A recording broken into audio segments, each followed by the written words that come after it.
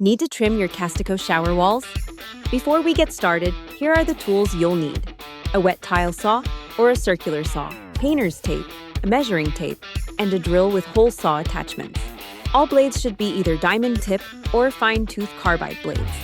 If you need to adjust the size of the panel, we recommend only trimming edges that won't be visible once everything's installed.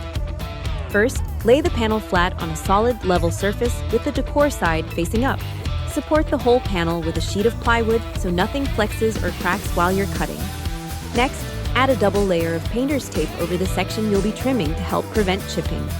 Make your cut along the marked line, taking your time and letting the blade do the work.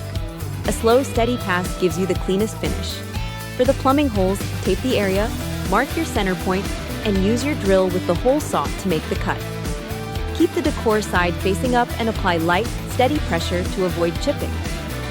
Once you're done trimming, dry fit the panels in the shower to make sure your heights, corners, and plumbing holes all line up.